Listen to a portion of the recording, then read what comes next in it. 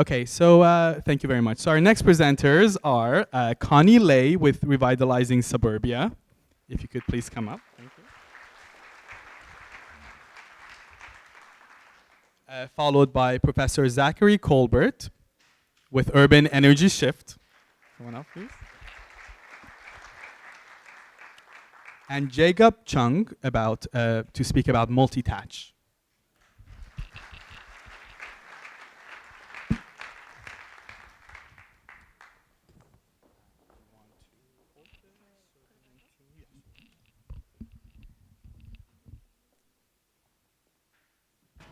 I would like to first thank the OAA for organizing this event. My name is Connie, and this is part of my master's thesis at the University of Waterloo as well. So as a quick survey, can I get a raise of hands for those who it takes more than half an hour for you to get to work each morning? All right, thank you. Because in Toronto, the average commute time is 32.8 minutes. It may not sound so alarming, but note that this average is thrown off scale for those who live right next to work and those who and a quarter of the population that takes over 45 minutes. Long distance commuting has a great impact on physical and psychological health. And to no surprise, it also contributes heavily to environmental pollution. Inherently, people are getting sick and dying prematurely. Without spending long hours commuting, the city dwellers are more likely to exercise and stay active. The direct medical costs are estimated to be up to $160 million per year. Inevitably, the economy is suffering from the modern dependency on cars, as it raises awareness in the potential harm of the suburban regime.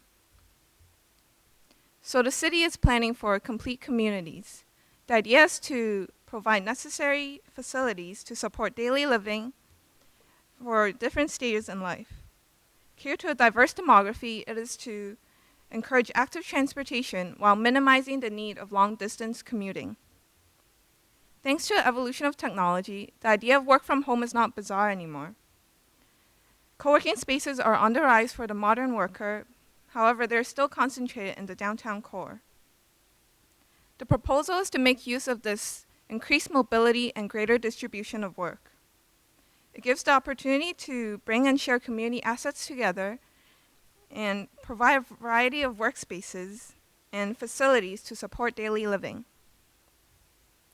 In contrast to segregated points of interest, they can be consolidated to provide access and minimize the travel time and distance. Small businesses can have a stable base of customers, and the concentration of services can reduce the need for sustaining multiple locations. And that's how the architecture of suburban communities can increasingly be the medium to revitalize and sustain growth. This allows the opportunity to implement safer streets and co-living strategies. To integrate a variety of residential units, cater to different household size and budgets, residents can ideally find a home without leaving and getting displacement. And to adapt to the future of cities, we need to build stronger community life. Beyond the building, it calls for a renewed system of development. A new vision instead of looking at the densification of city center. So the proposal raises the possibility of a dense network of the hub that function together as a system, yet individually acts as nodes to serve the immediate communities. So it can truly be a revitalized modern suburban life. Thank you.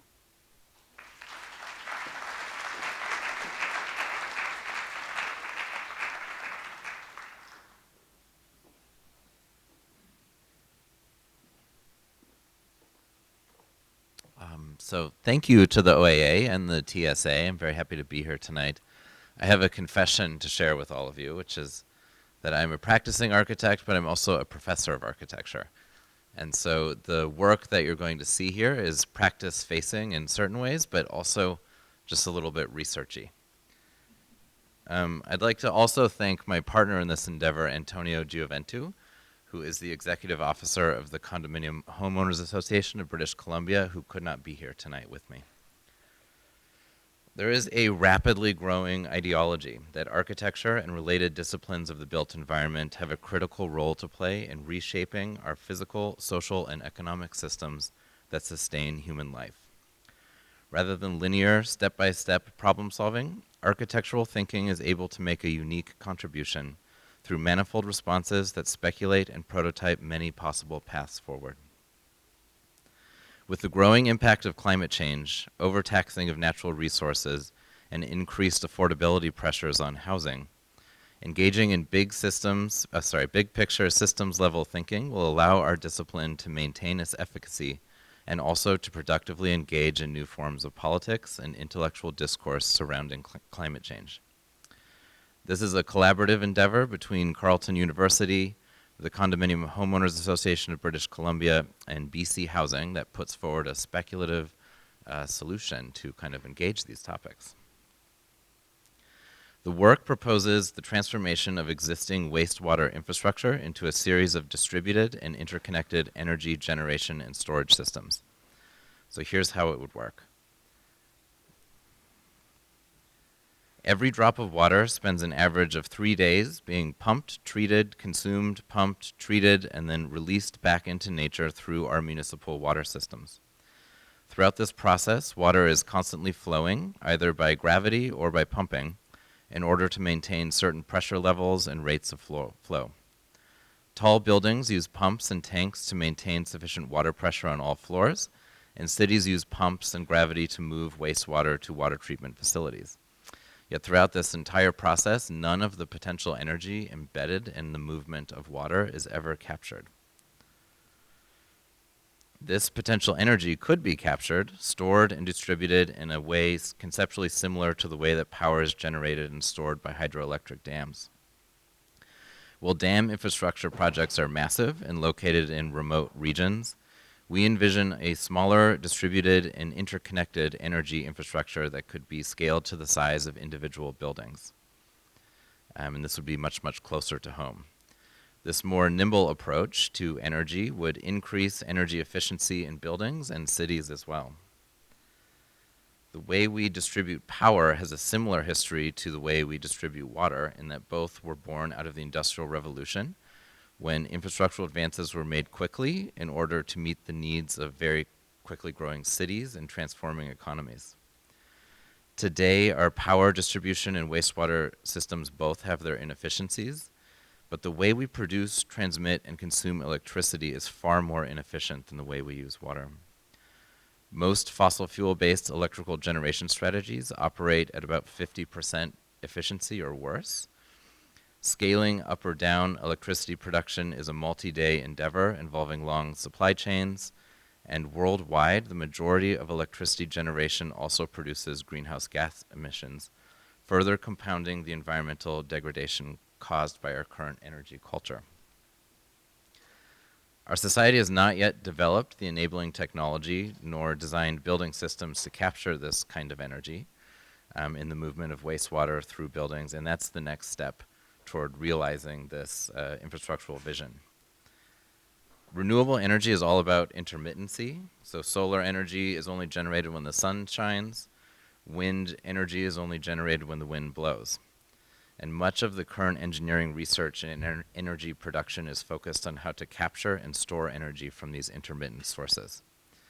Great advances have been made in this technology in the realm of microturbines in particular, so we can be optimistic that we will soon have the ability to effectively capture this kind of energy. With this new distributed and interconnected set of energy sources, we would all begin to design buildings thinking about wastewater systems in new ways, and how architecture can engage a balance of energy within a building and within a city. And if we kind of apply this idea to a global context, these types of systems would be even more viable in the developing world, where robust wastewater and electricity infrastructures do not already exist. The built environment is the largest contributor to global greenhouse gas emissions, and it is up to us to contribute to a shift in thinking about energy infrastructure. How we use and acquire energy is directly linked to some of the most pressing issues facing humanity. Climate change, access to clean water, adequate food supply, and geopolitical stability. Overcoming our addiction to fossil fuels is crucial in order to ensure a future for humanity on this planet. And this can be accomplished through engaging questions of energy efficiency through the lens of architectural thinking. So anticipating the scalar effects of this sort of technology is precisely the kind of role that we as architects could contribute. Furthermore, as our patterns of living change, we're all moving back to cities globally. Urbanization will be a defining aspect of the 21st century, and more than half the world's population currently resides in urban areas. Professionals of the built environment need a new energy narrative that can take us into a more sustainable and equitable future. On the one hand, the built environment is the single largest contributor to greenhouse gas emissions. On the other hand, climate change adaptation is precisely the sort of multiscalar problem where the application of architectural thinking can catalyze new approaches and new methods of problem solving. In a simplistic sense, architectural thinking can be very democratizing in liberating new ways for people to understand climate change and to create new lightweight institutions or initiatives and organizations that can focus on civic purpose in addressing the local effects of a changing climate. These forms of civic entrepreneurship link social capital with investment capital to create small but realizable impact. The role of our profession can and should expand to engage in recognizing and facilitating these connections, seeding them and helping them to grow.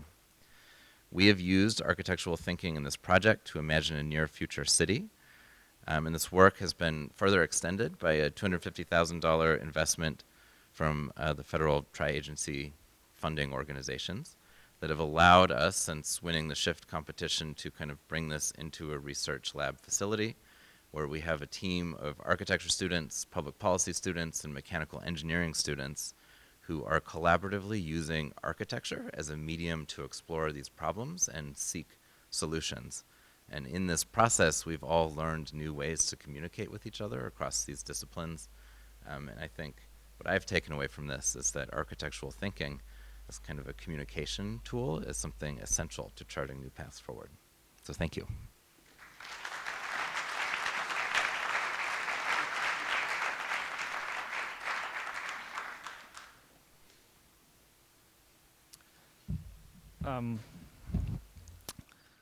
First, I'd like to acknowledge my colleagues Derek and Sudipta, who happen to be sitting somewhere up at the top, which I didn't get to do last time. So,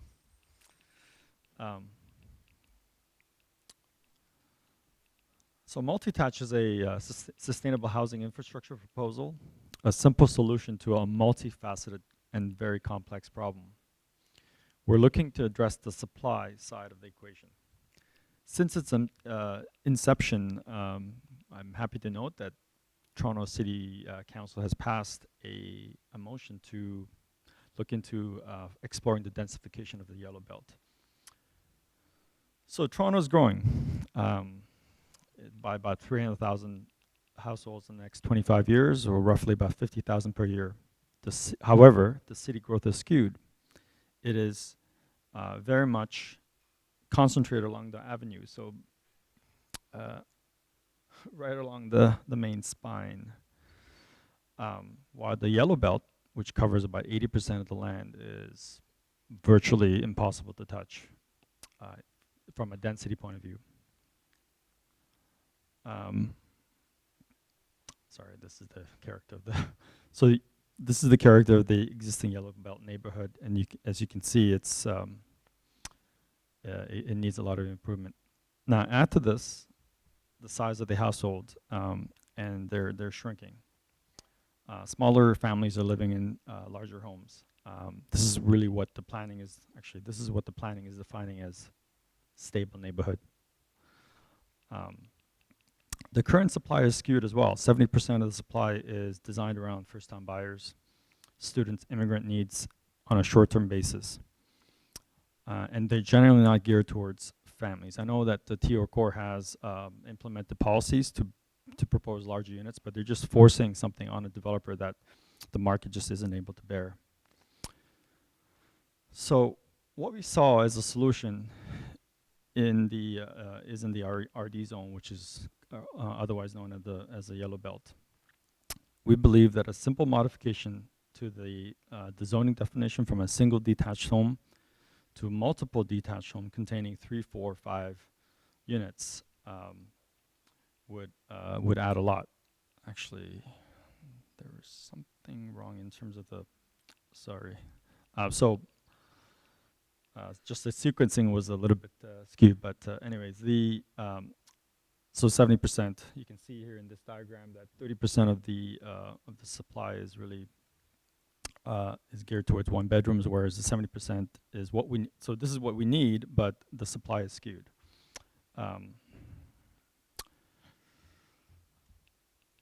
So these are the typical, we looked at typical kind of lot types, lot A, B, and C, 20-foot, 40-foot, and 60-foot lot types as sort of sample lot types that we could look into looking at the densification models. And while we keep and maintain the character, we're finding that, and so we actually carried a development performance model in terms of looking at the lot sizes, looking at the land costs and all the kind of the costs associated with it, and we looked into the financial feasibility of it. Even with the increase in DC charges, we believe that we've come up with a solution that makes the project sort of feasible. So just as a kind of a high level, and I just want to go back to the approval process, is that a typical multi-tach housing, a typical housing in a mid-rise apartment will take anywhere from 3 to 4 years, which doesn't even include land assembly. A high-rise apartment will take anywhere from 5 to 7 years, while a multi-tach housing can be developed within sort of 12 to 18 months, going through what we typically know as a committee of adjustment, a minor variance application without the need for a site plan. So this is what it could look like as the yellow belt gets developed over time. As you can see in this sort of diagram, the existing development pattern, which is currently skewed to the red line, as the yellow belt is allowed to develop over time, there's going to be we intend that there will be redistribution of population density throughout the yellow belt, creating what that does is it also allows for sort of low school utilization rate to be more distributed. There are areas in the city where we're losing population density. There's areas in the city where schools are being shut down just because there isn't enough enrollment. So what we're proposing to do is sort of redistribute that density throughout. As a block develops over time, there's also the possibility of incorporating sort of collective infrastructure to ease burden on city services. So possibilities for modular construction. If a block gets developed cohesively over time, we anticipate that there could be sort of shared, let's say, infrastructure costs like geothermal energy and even other solar panel and battery technology that can be incorporated. As well, shared ownership of cars can be explored as well. Yeah, multi-tach brings the possibility of kind of creating also multi-generational, multi-supportive housing opportunities while allowing households with mixed income levels to inhabit one building. Thank you.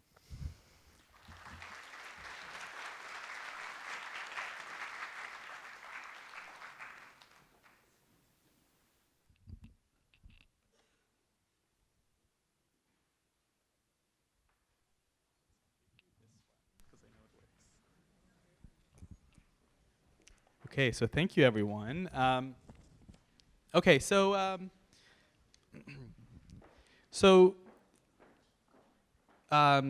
your projects deal with facets of public space. I'm interested to know, from your perspective, how can the built environment, architecture, support the creation of truly public space? and support the communities who rely on them. Who wants to take a shot at that? Yeah, it is. And maybe to make it more specific, you know, in many ways your projects are tied to specific locations, and you're absolutely right. I'm asking you the wrong questions. Talk about specific locations. 1 second, 1 second. Everybody look away.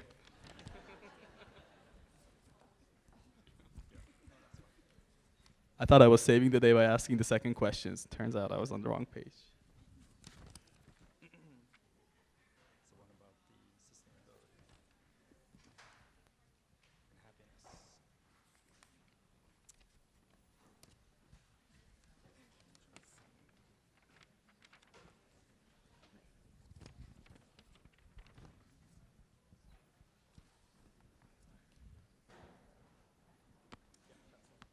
Thank you. Good thing you'd have a microphone. Okay, so, okay, we're back. So in many ways, this makes so much more sense. Thank you. And everybody was looking at me and I was like, oh my God. So in many ways, the climate crisis is the defining challenge of our time. How does your project speak to the need for a sustainable, resilient, climate-informed built environment, especially given the challenge faced by existing buildings?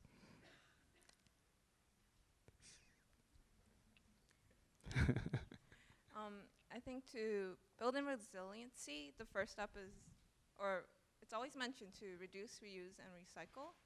So physically, I think taking buildings that are underutilized and retrofitting them would be a first step.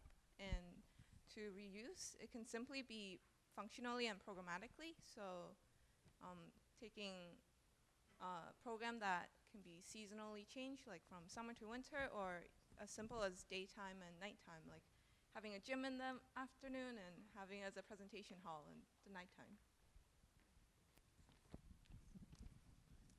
Yeah.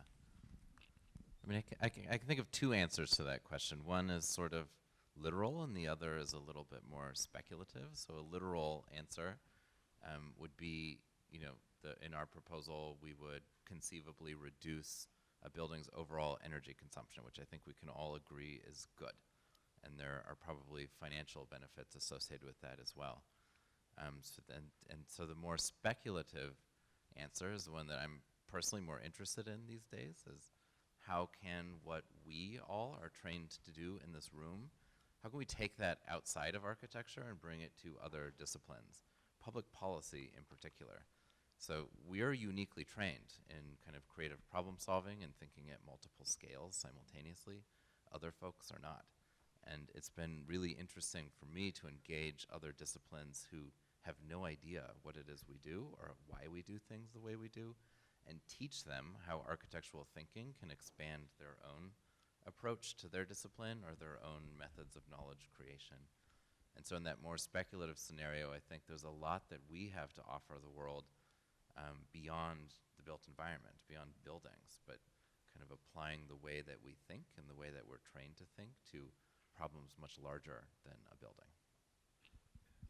So I think the question ended with existing buildings. I'm going to talk about existing sort of road network infrastructure. So what we have in like Toronto as a city, first of all, was never really designed to accommodate this, the kind of the population growth that we're being experiencing. But like if you actually think about the fact that every single road, every single neighborhood represents an existing infrastructure, sidewalks, roads, power lines and water lines that have been fed to each and every single detached home. I believe there's about anywhere from about 1.8 to 2 million detached homes that exist in the city, in the GTA area. So if you think about all of those roads as infrastructure,